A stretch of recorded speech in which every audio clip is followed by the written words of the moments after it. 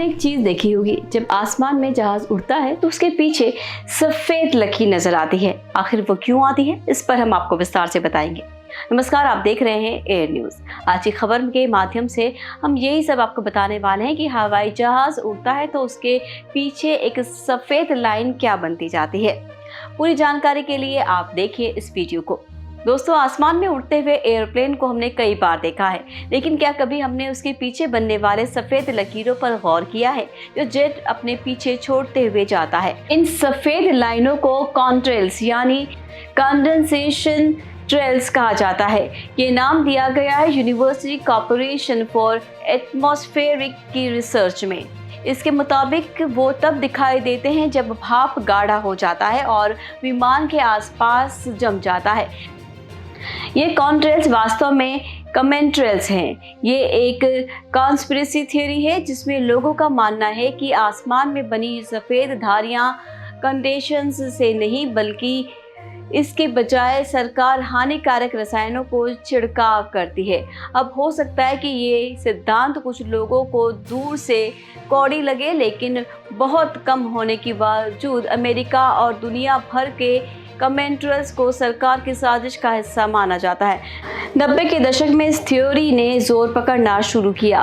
कमेंट्रेल्स का विचार 1996 से अस्तित्व में है। ये काफ़ी हद तक उसी वर्ष की वायुसेना के रिसर्च पर कही गई है। रिसर्च के नाम पर वेदर इज फोर्स मल्टीप्लेयर है। पर्यावरण संरक्षण एजेंसी ने कहा है कि ये एयर स्पेस बलों का इस्तेमाल करके सैन्य मकसदों को पाने के लिए किया जाता है। इन कथित जहरीले रसायनों के बारे में लोगों का अलग अलग तर्क है। कुछ का मानना है कि रसायनों का इस्तेमाल आबादी कम करने के लिए किया जा रहा है। दूसरे कहते हैं कि ये मन को कंट्रोल करने का जरिया है, तो कुछ लोग सोचते हैं कि मौसम पर नियंत्रण रखने का तरीका है।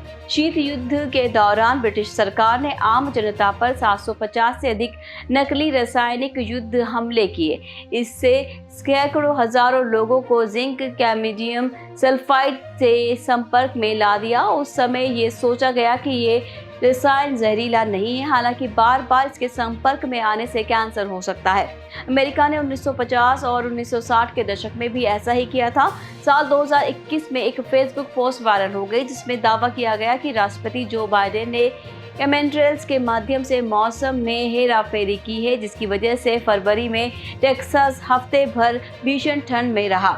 सच्चाई क्या है, एक्सपर्ट क्या कहते हैं, आइए आपको बताते हैं। साल 2017 की स्टडी में एक बात पता लगी है जिसमें 1000 लोगों से बातचीत की गई थी और इसमें पाया गया कि लगभग 10% अमेरिकियों ने साजिश को पूरी तरह से माना, जबकि 30% अधिक अमेरिकियों ने कम से कम इसे कुछ हद तक सच पाया।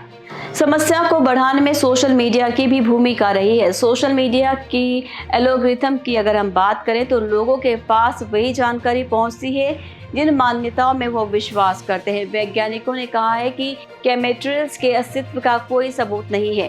हार्वर्ड के शोधकर्ताओं ने पाया है कि भले ही विमान के केमेट्रेल्स में कोई सरकारी साजिश चल रही हो, लेकिन इतने बड़े पैमाने के कार्यक्रम को चलाना मुश्किल है।